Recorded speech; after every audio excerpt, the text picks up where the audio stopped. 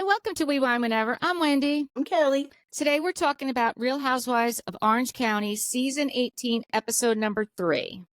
And it starts out with the end of Gina and Jen's fight when they're in the little cafe. Gina goes out to her car and she calls Emily.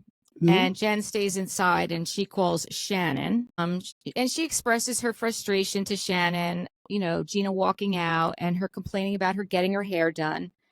And Shannon explains to her that she kind of understands what she's going through, but she's, because she's been through a divorce, but she sees both sides of it. Like, she sees Gina's side of it. Yeah, I thought Shannon did a nice job of kind of playing devil's advocate. She did.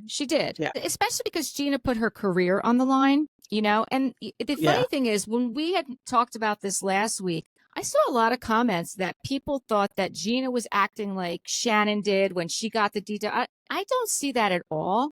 They were not giving Gina any grace. And I think Gina, what she did was justified for being upset when it was out there. She put it out there publicly. We always say it, like, don't mess with my kids or my money. Right. And you're messing with her money now. And that's to pay for her children. Yeah. She's new to this industry and she's trying to make a name for herself and you've tarnished it, not on purpose. Right. But you did, and you have to acknowledge that. Like, I don't think Jen's really acknowledging the fact that, Gina did put her name on the line and she was embarrassed. Right. And even when she was on Watch What Happens Live that night with Josh Flagg, who's a seasoned realtor, he's understood. He's understood what she did. Yeah. He's dealing with a different clientele, Josh Flagg. Like, he wouldn't probably have to require any kind of background check on his clients. But no, I think he does, though. He said you should. And then when Gina's talking to Emily on the phone, she's like explaining to her frustrations about her having her hair done. And Emily's response is, we'll probably see her on the beach with full extensions and full glam. And Gina says that. And Emily responds, we'll have Malibu Broke Barbie, which was my favorite line of the whole. That was good. Malibu Broke Barbie. It was true. Yeah. Emily's good with those. Yeah, she is good with those. And they meet up for flag football on the beach. And we have a team. Let's see. So Tamara and Emily are captains. And we find out, I did not know this, that Katie was a figure skater. Yeah. Right. Was that a surprise to you? What, a sophomore in high school or something, she said. Yes, exactly. So I didn't even know she had that in her. We knew about the golf from another episode, but I didn't know about figure skating. So then they have to name their teams. Oh, wait, before that, Heather shows up with her referee shirt. The referee. Because they don't make them designer. I'm surprised she doesn't call up one of her designer friends and ask them to make her one. Heather, get it together. You have some contacts. They can throw something together for you. I think you could call up Gucci or Louis Vuitton and they would make it happen. Could you imagine if we cover Fashion Week again and we see like referee shirts on the runway? It could happen. Heather Dubrow could make it happen. She probably could. Yeah. And it would be the HD referee shirt. Yeah, for sure. For sure. A little monogram on there. Right.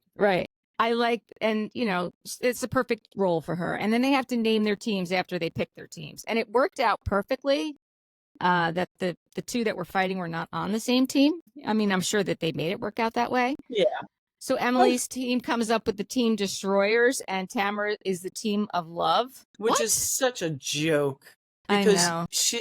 She's the worst. I know. That's what I thought. Who was she making fun of? One note before I fell asleep the first time I was watching it. She was making fun of somebody. Tamara? She was making fun of Shannon before the game. She was being such an asshole about Shannon making a costume or something. She did. Yes, she did. She said, yes, when they were getting ready to go, she's like, I'm sure Shannon will show up with some sort of costume. Yeah. And then she started like mocking her, like how she sounds. And yes, you're right. And that was not called for. No, there's no reason other than being on the show and making it a storyline for Tamara to be coming so hard at Shannon right now. Whatever Shannon's got going on with Alexis is between Shannon and Alexis. And we all know you don't give a shit if Shannon got treatment or not. So she's just coming in hard to make a storyline for herself on the show. Yes, I agree with that 100%. So when they get there, Jen is talking about what happened with Gina because, she's on Tamara's team. And Shannon finds out that Alexis is going to the same gym that she took John Jansen to herself and using her trainer, which I don't Weird. blame her for being pissed off about that. Like, come I don't on. either. I don't either. And I don't believe that she hasn't been there. Like Alexis said, well, you haven't been there in 3 months. I don't believe that at all, because although Shannon probably is on Ozempic, and good for her, God She bless looks her. amazing, She though. looks amazing, and she's definitely working out. So I don't believe that for a second. And like, I think it was Emily said, like, there's so many trainers and gyms in Orange County. Like, come on, go somewhere else. Even for John Jansen, why would he want to go? If it was Shannon's trainer first and Shannon's gym first, go find another gym. Why would you go there with your new girlfriend other than to start trouble? That's it. Mm-hmm. The more this plays out, the more I think he is the biggest scumbag. He really Yep. is. I mean, Yep. he's a predator. Yes. He's a predator. Yep. And This I is don't, Shannon's comeback season, though. Shannon looks great. she does Like look great. physically, and She does. just, what's that word that they're all using right now? Well, think of it. All the housewives are using this term. Optically, she looks good also. It's all about the optics and how things. And then they're talking about how they went out to lunch with Alexis, and Alexis divulged that she was having sex 4 times a day. Ew, first of all, because he's fucking gross. Right. Yeah, exactly. And that gets back to the trainer, by the way, which Alexis thinks that got back to the trainer from Shannon, but you didn't tell Shannon. You told the girls at the luncheon. Shannon wasn't at that. Right. Well, she said it at Heather's luncheon. Right. Shannon wasn't within. Right.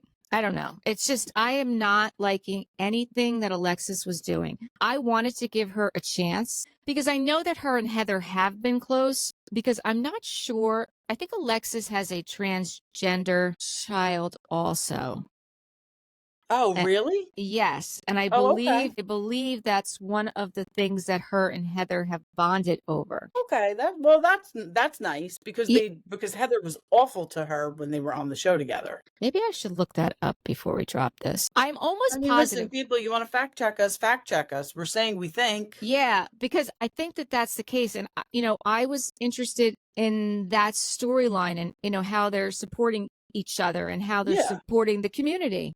It would make sense because they weren't close before. So it would make sense if something like that created a bond between them. Yes. So that's what I think. I'm not 100% sure, but I do not.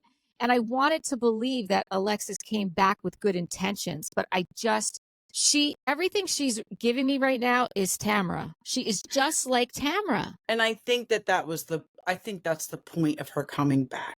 And I think that that's why her and Tamara are acting as if they're BFFs, because she did come back to start trouble, and she obviously came back to start trouble with Shannon, and Tamara's all over it. I really think Shannon thought that, I'm sorry. I really think that Tamara thought that Shannon was going to get fired after the DUI, and she was scrambling to find her new BFF. Yeah, because she wasn't announced yet, right? At that point, it wasn't announced. Yeah, it could be. It's very possible. So then they wind up playing the football game. And of course, the Destroyers win. That was really, I could have told you before they even picked up the ball who was going to win that game. After the game, they're all sitting down and talking. And Jen is sitting at the table, and Gina sits down to try and talk to her about the whole situation that they really didn't get to talk about at the restaurant the day before, whenever that was, earlier in the week. And Gina tells Jen that, the realtor won't even return her call. And this is a realtor that she was building a relationship with. Right. And Shannon's like, well, she returns my call.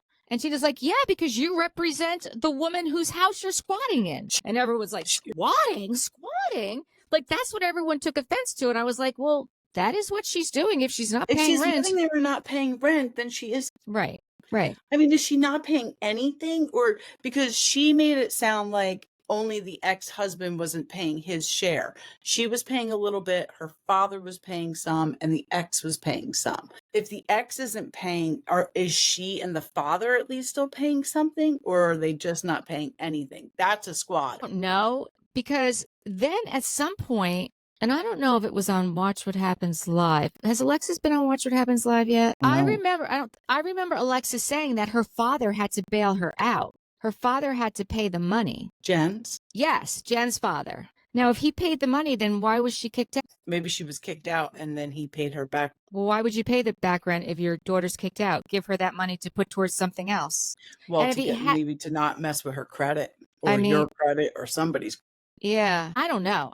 It's just weird to me. Yeah, I don't know. I don't know the exact Maybe situation. the landlord took her to court and there was a judgment that they had to pay the back rent. Oh, that could be. That could I mean, be. that shit gets tied up in court for years, though. So it would be interesting if it was that quick. Maybe California moves quicker than Jersey. Yeah. So today was my first day back at work. And one of the things I did today, I went through my emails, and that pretty much took all day. And in the process of going through my emails, I had a landlord send me a copy of an eviction notice because they didn't, they were trying to evict the tenant on May 30th. So I emailed them today on 7/29, just so you have a timeline. What's the status on this? Has the tenant been evicted, and is the premises vacated? And I will tell you what, that attorney got back to me like that, and the tenants supposedly are out. So I will be driving by there tomorrow to make sure that the tenants are out. But that's pretty quick. That is very quick. 2 months? Yeah. Oh, yeah. So I guess in Jersey, I was very surprised that it happened so quickly. I think over COVID, during COVID, I mean, everything, trials, everything got put on hold. But hopefully they're catching up now, slowly but surely. So when Gina is explaining about her squatting, and then she really starts to break down. She's like, what you did, it burnt me bad. And she starts crying and starts telling them about what's going on with her and Travis and how Travis is moving out. And, because they need a bigger house and she doesn't want to make a bad financial decision, which is what Jen did. Right. And, the ladies are a little bit more empathetic to her, I think, at this point, especially Heather, because Heather already knew something was going on. And Heather has always been close to Gina. Heather and Gina have always had the New York bond. Right. The East Coast. Yeah. Yeah. So I was glad to see that, Heather was like, I like that bond that they have, because Heather is the seasoned pro. And Gina's, even though she's been there a while, I still think she's like the young newbie, even though she's not. Yeah. And I like. Yeah, she gives that vibe. Right. And I like the fact that Heather did kind of take her under her wing, and she's kept her there. Like, she hasn't, I mean, I don't know what happens when they're not filming, but when they're filming, they seem to be like that same vibe. Yeah. Because you're just always rooting for Gina, I feel like, because you know what she went through when she first came on the show. Like, that was rough. And that one reunion when she had to recap what happened with her husband when he got physical with her, like, thank God they're in such a good place now, but that absolutely was rough. So you're just rooting for Gina. So then Tamara starts once again sticking up for Jen. When all this, Gina's crying, then Tamara starts sticking up for Jen because her ex took care of everything and nothing is settled. And, then she talks about the car, because they're like, well, what about your car? Because you can't make your car payment either. Has it been repoed? Poor woman is like, it's like, why don't you just show her bank statements on national television? Like, my God.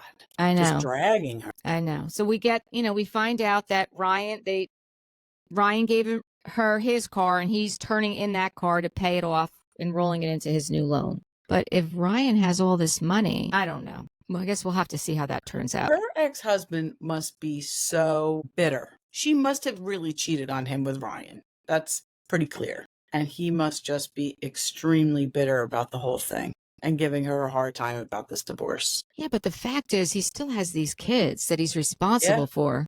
Yeah. And how can there not been financials taken care of? I mean, I do remember that Lisa Hochstein was going through the same thing. Like, she was having problems too. Like, the men control the money, and I don't think she had control over anything either. Right. And it doesn't even matter what stature you're at, like, financially, because, my girlfriend has been going through it for 2 years. Yeah.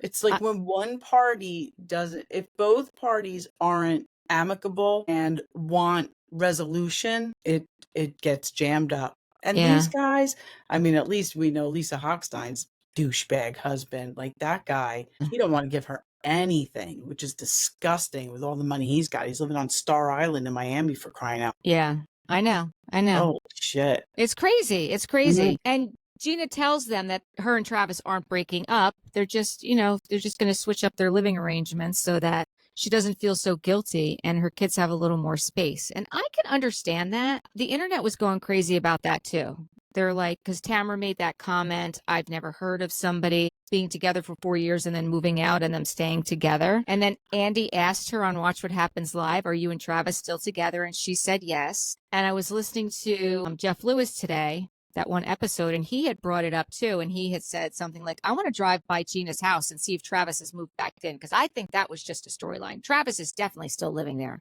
I don't think he is. Did she get a new house? Well, that was her house. Right. So this is what I didn't understand. Did she want him to move out so she could sell her house and buy something bigger and only put it in her name? No, that house that she has is fine for her and her 3 children. If there's going to be 6 children and him, that's the two of them. They need something bigger. They need a bigger they're not space. in a position to buy something together. They're not in a position to buy something together. She cannot afford it on her own, something bigger. Got it. And she, she's doing okay now financially. And she feels bad now. She doesn't like to do things for her kids that the other kids see. And now, like, she's like penalizing. And I get that. Like, she can go on vacation. Sure. She could go on vacation with her kids and take them places. But that she can't afford to pay for his kids to go on vacation. And he can't afford, like, things like that. Like, they shouldn't have to think what she's doing makes sense. To me, it does make sense. I agree. I was just confused. I thought she was buying a bigger house by herself and only wanted it in her name. No, because she could do that, but she can't afford she can't afford a house that can accommodate them all. Or she doesn't want to Unless they did it together and they're not in a position to do that because his divorce isn't final. Right. Got it. Right. And I mean, get your shit together, Trav. Get your shit together. Get that divorce finalized. Right. And maybe that's, that's was her kind of pushing him to do. Yep, that's going to be his motivation, because people are trashing her. Like, he stood by her. Why can't she stand by him? I'm tired of people saying that. When a woman stands on her own and is successful, why does she have to, like, come on? Compromise. Right. Yeah. No, I totally agree with you. Fuck that. I mean, if Jen could stand on her own, and that's what Gina said, I'm rooting for Jen to stand on her own. And I'm rooting for her too, but honestly, I don't think she can. I don't think Jen's as motivated as Gina was. Well, because she has people bailing her out. Yeah, and Tamara can talk shit all she wants. She wasn't motivated either. She was living off of Simon, and then she got with Eddie, and they opened a gym together. She didn't do any of that on her. No, she didn't do it on her own. No, she didn't. She can talk shit all she wants, but because and it's so funny to me that she was sticking up for Jen because she talks so much shit behind her back. And we see towards the end of the season, they're going to go at it again. Yeah. And we know how she treated her last season. Awful. So then the next thing we see is Emily and Shannon go to the photo studio together. Oh, that was cute. The boudoir photos. I loved that scene. I like that. Do that for my face. I think you should. I think I should. Yeah. Why not? I know.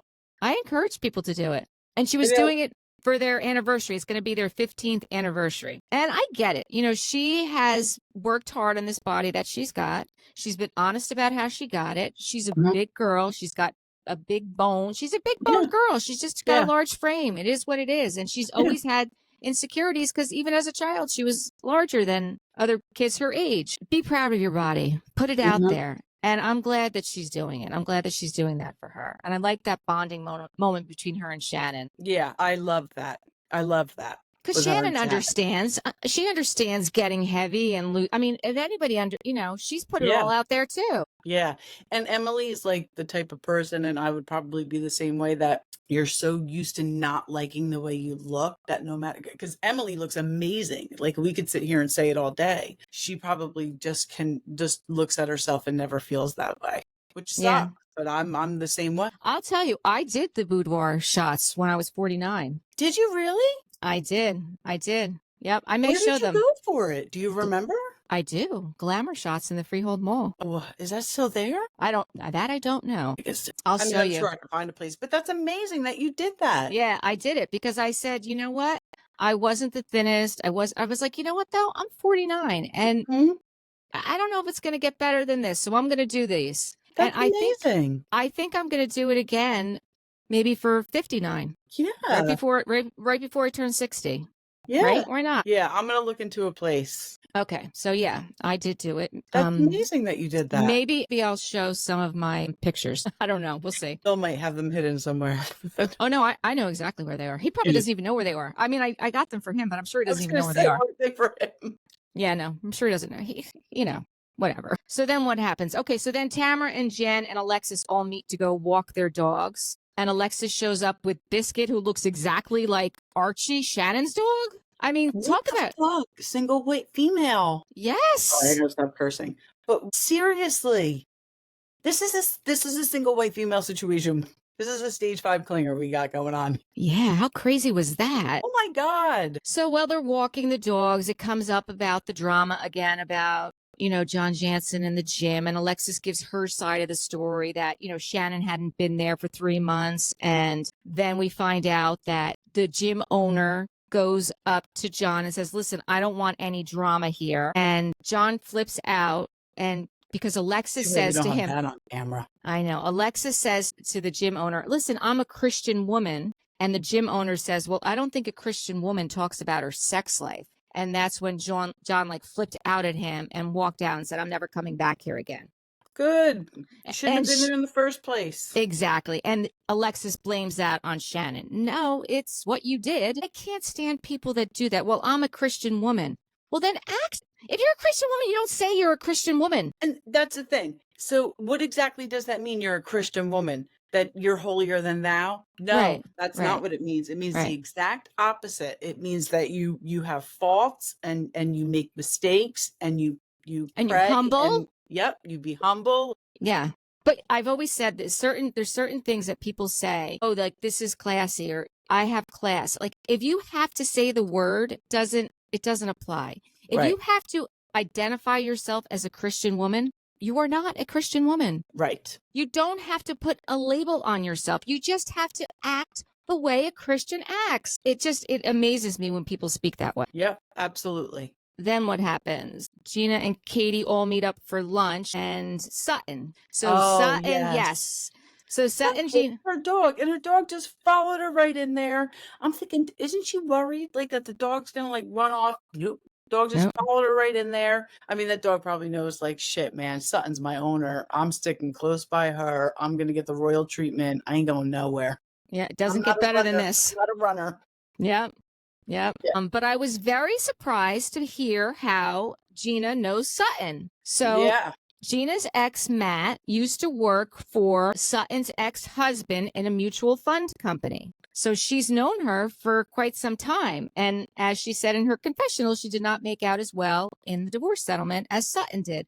But I like that Sutton and her have still remained close, Isn't it amazing how much, it just goes to show you how much money are in those fucking hedge funds. For sure. Like Sutton owned a baseball team and didn't even know it. Yeah. That's how much money's involved there. Mm-hmm.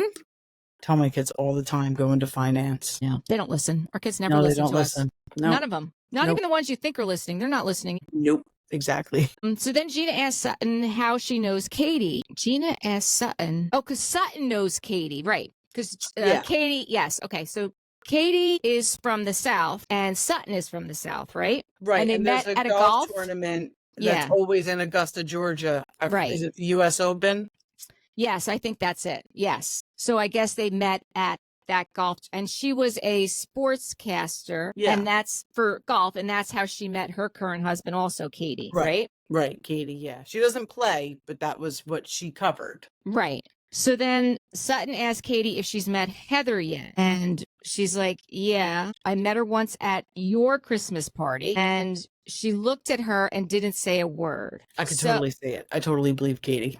I believe it too, but kind of the way Sutton explained it, like she probably didn't realize it was you. Sutton told her all about her friend Katie, and then she's at a Christmas party and didn't put 2 and 2 together when Sutton said, oh, this is Katie. Do you know what I'm saying? I think that when Heather Dubrow walks into a room, especially a party, she scans the room to see who is the upper echelon of guests and who she wants to spend her time speaking to, and that's who she's going to give her attention to.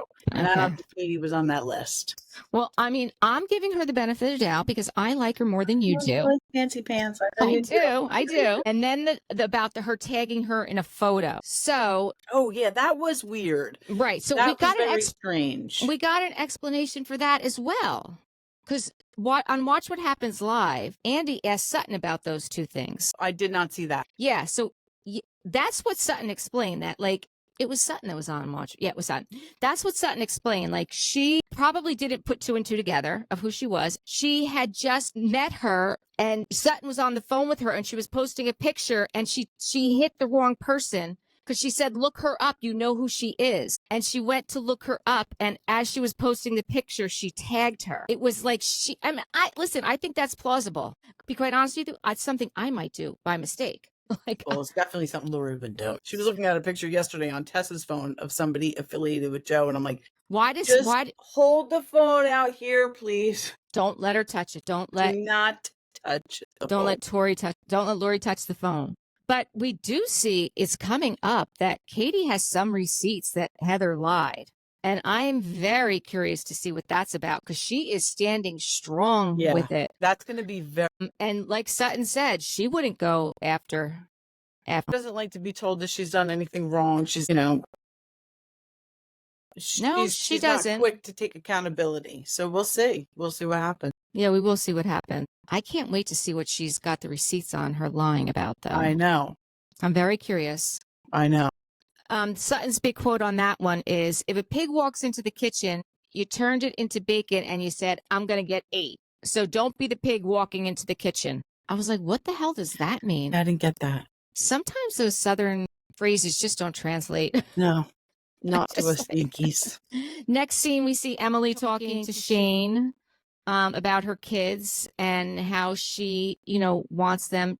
Like, they're working out with her, and they see that she's like, doing a healthy lifestyle and eating well and working out. And Shane's eating In-N-Out burger. And getting his 7-Eleven big gulp every day, leaving it all around the house. She wants to set a better example for the kids. And I think that's a valid point. A valid point. And she's not saying that, you can't have these things. Just maybe if you're going to do it while you're at the office. Right. Like, you want to set a better... His response was so great when she was like... Oh, my God. Like, so you hear funny. These stories about guys just dropping dead on the... golf course. On the golf course, he's like, I don't golf. I know. I love that. I love that answer. That's why I like them together, too. Me too. They have a really good banter together, and they work well together. And even like he said, like, the reason you can go to the gym is because I'm back here with the kids. Right. Know? Like, he's like... When she was like, because I can't do this without you. And he was like, oh, I know. Yeah. I know. That was good. So then after that, we see Gina's having a tough day because Travis is packing up and getting ready to move out. And, she's trying to talk to him. It was a very awkward scene. He clearly does not want to be doing this on camera, just like that dinner when they were sitting down talking about it. The guy was tearing up, literally tearing up. He don't want to do that on national television. No, I don't blame him. I don't blame him. And she's like, what if this is a mistake? He's like, well, people make mistakes. Yeah, we'll figure it out. Which it was a good answer. It was a good answer. And then my last note on this is that Gina has a lot of guilt. And I think we do that as women, for sure. We guilt ourselves no matter what decision we make, no matter what is going on in our lives, whether it's to do with the children or to do with our own personal time or whatever. I mean, that's what we do as women. We guilt ourselves. We think that we are supposed to do it all. And when it's not humanly possible for one person to do everything. No, it's not. But you know what? We do a pretty damn good job of doing it all. Yeah, we certainly do. I can't think of anything else about this one. Me neither. All right. Until next time. Good on 06.